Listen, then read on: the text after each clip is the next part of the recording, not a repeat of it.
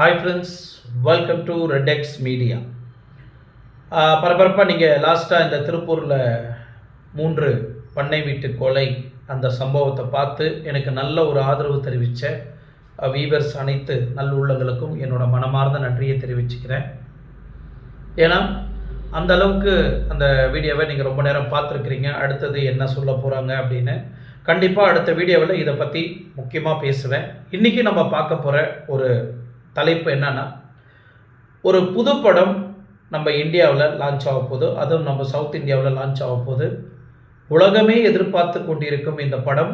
ஆனால் இது வரைக்கும் தமிழ்நாடு மக்களுக்காகட்டும், ஆந்திரா மக்களுக்காகட்டும், கர்நாடகா மக்களுக்காகட்டும், இல்லை கேரளா மக்களுக்காகட்டும் இந்த டீசர் இப்படி வரப்போகுது, இந்த படம் இவர் தான் டைரக்ஷன் பண்ண போகிறாங்க, இந்த படம் இப்படி இருக்குமா, அந்த அளவுக்கு இந்த ட்ரீசர் வந்து அந்த அளவுக்கு மக்களை வந்து வரவேற்பு ஈர்க்கப்பட்டிருக்கு. ஸோ அந்த டீசரை பற்றி தான் நான் பார்க்க போகிறேன். ஆனால் உண்மையிலே இந்த படம் இந்த அளவுக்கு பிரம்மாண்டமாக எடுக்க முடியுமா அப்படின்றது ஒரு கேள்விக்குறி தான். ஆனாலும் ஒரு 2 எழுத்தில் ஒரு படத்தை அவ்வளோ பிரம்மாண்டமாக ஷூட் பண்ணியிருக்கிறாங்க. படப்பிடிப்பு காட்சிகள்லாம் அந்த அளவுக்கு பிரம்மாண்டமாக இருக்குது. இது இவரால் மட்டும்தான் இந்த படத்தை இந்த அளவுக்கு எடுக்க முடியும். இவரால் மட்டும்தான் இந்த படத்தை டைரக்ஷன் பண்ண முடியும். இவரால் மட்டும்தான் அந்த படத்தில் நடிக்கவும் முடியும் அப்படின்றத காலங்காலமாக நிரூபித்து காமிச்சிருக்கிறாரு இந்த டைரக்டர். யாருப்பா அந்த டைரக்டர் அப்படின்னு நீங்கள் பார்த்தீங்கன்னா, yes, the one and only, the great Upendra super star. என்னப்பா இது எவ்வளோ பிரச்சனை போயிட்டு இருக்கு, எவ்வளோ இதாகிட்டு இருக்கு அப்படின்னு நீங்கள் சொல்லலாம். பட் நம்ம இந்தியாவுக்கே பெருமை சேர்க்கக்கூடிய வகையில் இந்த படம் கண்டிப்பாக இருக்கும். அதனால தான் இந்த தலைப்பை இன்றைக்கி நான் எடுத்துக்கிட்டேன். ஏன்னா நிறைய சோஷியல் மீடியாவில் இதை பற்றி யாரும் பேசலை. இன்றைக்கி எதாச்சும் நான் தள்ளி விடும்போது எக்ஸ் பேஜில் வந்து இந்த ட்ரீசர் வந்து என்னை இழுக்கப்பட்டது. யாருப்பா இது அப்படின்னு ரொம்ப நேரம் உத்து பார்த்த பிறகு தான் தெரிஞ்சது, இவர் கிரேட் உபேந்திரா சூப்பர் ஸ்டார் இந்த படத்தை டைரக்ட் பண்ணியிருக்கிறாரு, இந்த படத்தை இயக்க போகிறாரு, இந்த படத்தில் நடிச்சும் இருக்கிறாரு அப்படின்றத வந்து நான் பார்த்த ஒரு காட்சி.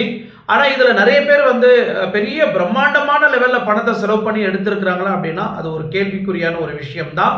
முழுக்க இந்த வீடியோவை பற்றி இன்னைக்கு நம்ம பேசலாம். வாங்க வீடியோக்குள்ளே போகலாம்.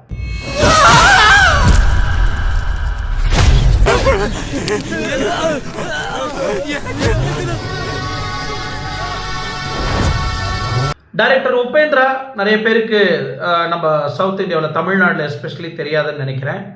உதாரணத்துக்கு கூலி படத்தில் உபேந்திரா ஒரு பெஸ்ட் ரோல் பண்ணிட்டு இருக்கிறாரு. அந்த படத்தில் நீங்கள் பார்த்துக்கலாம். சத்தியம் அப்படின்ற ஒரு படம் வந்தது. அந்த படத்தில் விஷாலுக்கு ஒரு என்ன சொல்கிறது, ஒரு குருவாக அந்த படத்தில் நடிச்சிருப்பார். கன்னடா இண்டஸ்ட்ரியில் வந்து இவர் ஒரு பிரபலமான டைரக்டர், பிரபலமான நடிகர், சூப்பர் ஸ்டார். உபேந்திரா நடிப்புனா அரக்கனா நடிப்பார். அந்த அளவுக்கு அந்த படம் இருக்கும். உதாரணத்துக்கு நீங்கள் அவர் டைரக்ஷன் பண்ண படம், சில படத்தை பற்றிலாம் நான் சொல்கிறேன். தரலே நன் மகா, ஓம் உபேந்திரா நடிச்சிருப்பார். பெரிய லெவலில் சூப்பர் டூப்பர் ஹிட்டான படம். அப்புறம் அவரே நடித்து அவரே இயக்கி எடுத்த படம் தான் ஏ. அந்த படம் அந்த அளவுக்கு பிரம்மாண்டமாக இருந்தது. அதுக்கப்புறம் உபேந்திரா படம் டைரக்ஷன் பண்ணார். அதுக்கப்புறம் H2O அப்படின்னு ஒரு படத்தை டைரக்ஷன் பண்ணியிருப்பார். கர்நாடகாவுக்கும் தமிழ்நாட்டுக்கும் காவிரி பிரச்சனை போயிட்டு இருந்த காலகட்டத்தில் அந்த படம் உபேந்திரா, பிரபுதேவா 2 பேருமே சேர்ந்து நடிச்சிருப்பாங்க. அந்த அளவுக்கு பிரம்மாண்டமாக இருந்த ஒரு படம். அதுக்கப்புறம் சூப்பர் ஸ்டார் அப்படின்னு ஒரு படத்தை டைரக்ஷன் பண்ணார். அதுக்கப்புறம் உபேந்திரா 2 அப்படின்றது ஒரு படத்தையும் டைரக்ஷன் பண்ணியிருந்தாரு. இதெல்லாம் கடந்து அதுக்கு முன்னாடி உஷ் அப்படின்ற ஒரு பேய் த்ரில்லர் மூவி, சூப்பரான ஒரு படம். இந்த மாதிரி படத்தை இயக்கிய உபேந்திரா அவர்கள் இன்னைக்கு மீண்டும் UI அப்படின்னு ஒரு படத்தை வந்து இயக்கியிருக்கிறாரு. இந்த படத்தில் இவரும் ஹீரோவாக நடிச்சிருக்கிறாப்புல. இந்த படம் இது வரைக்கும் யாரும் இந்த ட்ரீசரும் இந்த போஸ்டர்ஸும் யாருமே பார்க்கல. ஆனால் எதர்ச்சியாக நான் பார்க்கும்போது தான், யாருப்பா இந்த ஜோக்கர் மாதிரி ஒரு கோட்டு போட்டுக்குன்னு ஒருத்தர் நின்றுட்டு இருக்கிறான், UI அப்படின்னு படத்து பேர் டைட்டில் வச்சிருக்கிறான் அப்படின்னு உத்து உள்ளே போய் பார்த்த பிறகு தான் தெரியுது இது டைரக்ஷன் பண்ணுறது உபேந்திரா அப்படின்னு. ஸோ இந்த ட்ரீசரை பார்க்கும்போது அந்த அளவுக்கு நானே மெய் மறந்து பார்த்தேன். இன்னைக்கு அந்த ட்ரீசர் அந்த அளவுக்கு அட்ராக்டிவாக இருந்தது. ஸோ கண்டிப்பாக இந்த படம் வரலாற்றில் பேசப்படக்கூடிய ஒரு படம் அப்படின்னு என் மனசில் தோணுச்சு. கன்னடா இண்டஸ்ட்ரியை பொறுத்த வரைக்கும் ஒரு சின்ன கதையை எடுத்துட்டாங்கன்னா, 1 லைன் கதையை கண்டுபிடிச்சிட்டாங்கன்னா போதும், அந்த படம் அந்த அளவுக்கு பிரம்மாண்டமாக பேசப்படும். அந்த ஹிஸ்ட்ரியில் நீங்கள் லேட்டஸ்ட்டாக பார்த்த KGF படத்தில் ஒரு தாய் சென்டிமெண்ட்டை வச்சுக்கின்னு தாயின்ற ஒரு கருவை வச்சுக்கிட்டு அந்த என்டையர் படமே ஜர்னியாக இருக்கும். தாய்க்காக இந்த உலகத்தில் என்ன வேணாலும் பண்ணலாம் அப்படின்னா அந்த ஒன்லைன் ஸ்டோரி வச்சு அந்த படத்தை பண்ணியிருப்பாங்க. அதே மாதிரி திரு உபேந்திரா அவர்கள் இவருக்கு கிடைச்ச இந்த ஒன்லைன் வரி, இந்த யூஐ அப்படின்ற இந்த ஒன்லைன் வரியை வச்சு இந்த படமும் கண்டிப்பாக ஒரு தாயை சார்ந்து இருக்கலாம், இல்லை ஒரு சமுதாயத்தை சார்ந்து இருக்கலாம், இல்லை வறுமையை நோக்கி இருக்கலாம், இல்லை ஏஐ டெக்னாலஜி சார்ந்து இருக்கலாம். இன்னும் பல பல கதைகளை கொண்டு இந்த யூஐ இந்த படம் இயக்கியிருக்கலாம். ஒட்டுமொத்த படத்தோட ஜேர்னியை இந்த ட்ரீசர்லேயே காமிச்சிருப்பாரு. இந்த ட்ரீசர்ல அந்த அளவுக்கு இந்த படத்தோட கதைக்களத்தை தெளிவாக எக்ஸ்பிளைன் பண்ணியிருப்பாரு. ஒரு கல்கி படம் நீங்க பார்த்தீங்கன்னா அந்த கல்கியோட ஃபுல் ஸ்டோரிஸ் லைன் எப்படி இருக்குமோ அதே ஜர்னர்ல இந்த படமும் இருக்கும்னு நான் நம்புறேன். ஸோ இது ஒரு ஃபியூச்சர் படமா கண்டிப்பா அமையறதுக்கு வாய்ப்பு இருக்கு. இந்த ஃபியூச்சர் படம் அப்படின்னு நான் சொன்னதுக்கு காரணம் 2040 இந்த உலகம் எப்படி இருக்கும், எதை சார்ந்து இருக்கும். இன்னைக்கு நம்ம பார்க்குற பார்வை இதுதான் 2040 இல்லை 2060 இல்லை 2050 இருக்க போகுது அப்படின்னு நாம நினைச்சிட்டு இருக்கிறோம். ஆனா இந்த ட்ரீசர்ல நாம நினைக்கிறதுக்கு முன்னுக்கு புறம்பா இருக்கு. இந்த டீசர்ல நீங்க பாத்தீங்கன்னா 2040 ரொம்ப நாள் கிடையாது. இப்போ நம்ம 2025 இருக்கிறோம், கரெக்டுங்களா? ஸோ 2040 மேக்ஸிமம் இன்னொரு 16 இயர்ஸ் இருக்குமா? ஒரு 16 இயர்ஸ்க்கு அப்புறம் நாம் வாழக்கூடிய இந்த வாழ்க்கை, இந்த உலகம் எப்படி இருக்கும் அப்படின்னு இந்த படத்தில் தெல்ல தெளிவாக காமிக்கப்பட்டிருக்கு. குளோபல் வார்மிங், கோவிட்-19, இன்ஃப்ளேஷன், இது எல்லாமே இந்த ட்ரீசரில் வர லைன், ஒன் லைன் வேர்டு தான் யூஐ அப்படின்னு வச்சிருக்கிறாங்க, நீ நா. ஸோ இந்த ஒன் லைனை வச்சுக்கிட்டு இந்த படத்தை மூமெண்டா எடுத்திருக்கிறாங்க. இந்த படத்தோட டைட்டில் நீங்க பார்த்தீங்கன்னா sir psychologic thriller horror movie அப்படின்னு இந்த த்ரில்லர் பேசப்படுது. இந்த அளவுக்கு இந்த படம் எடுக்க முடியுமா அப்படின்னு நீங்க பார்த்தீங்கன்னா கண்டிப்பா அது உபேந்திராவில் மட்டும்தான் எடுக்க முடியும், வேற யாராலையும் எடுக்க முடியாது.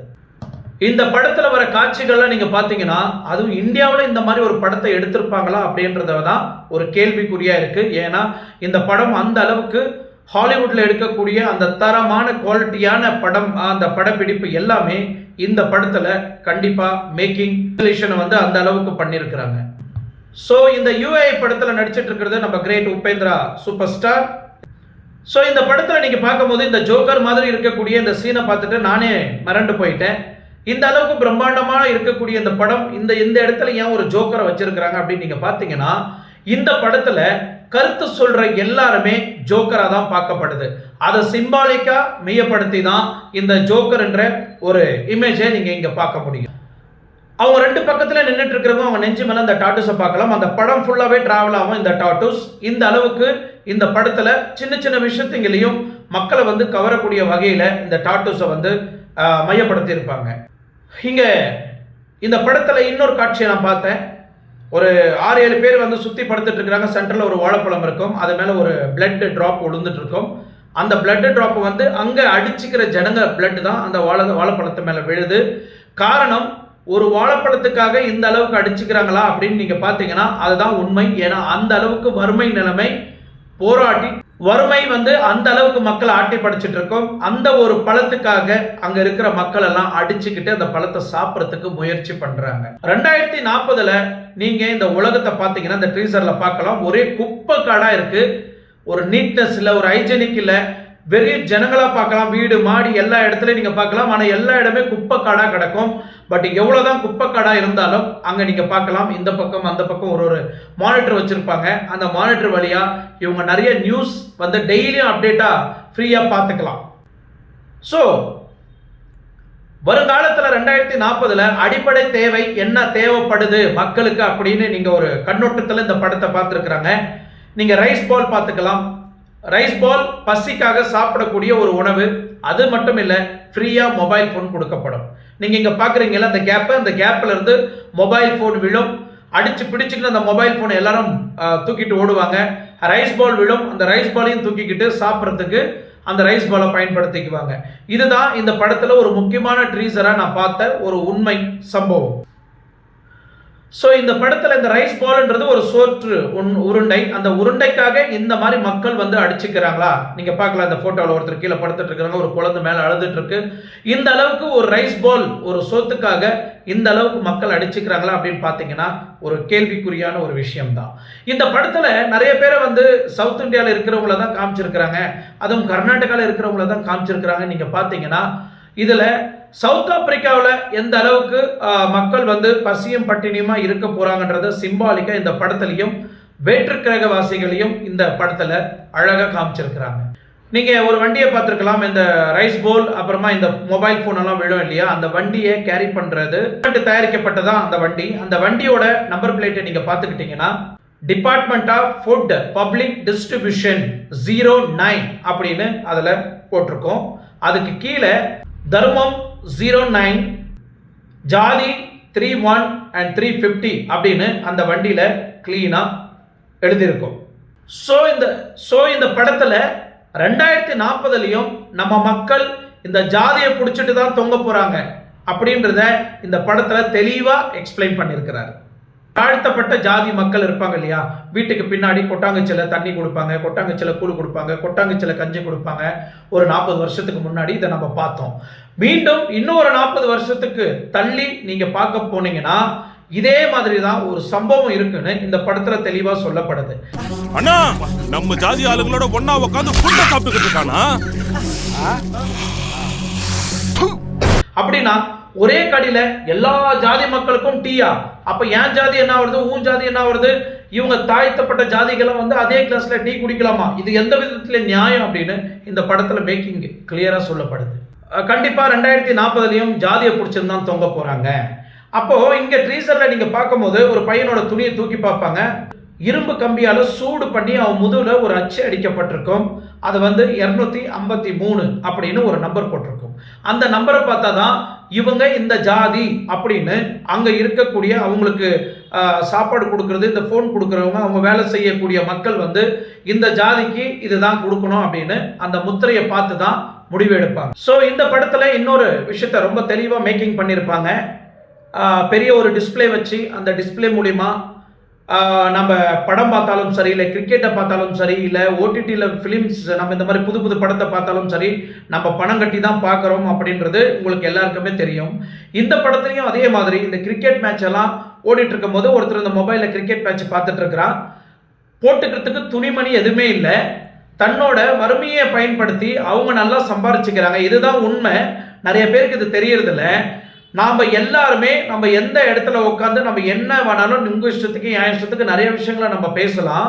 ஆனால் அது பேசுகிற நபர் நல்லா சம்பாதிக்கிறான், பார்க்குற நபரும் பணத்தை வந்து இறந்துடுறாங்க.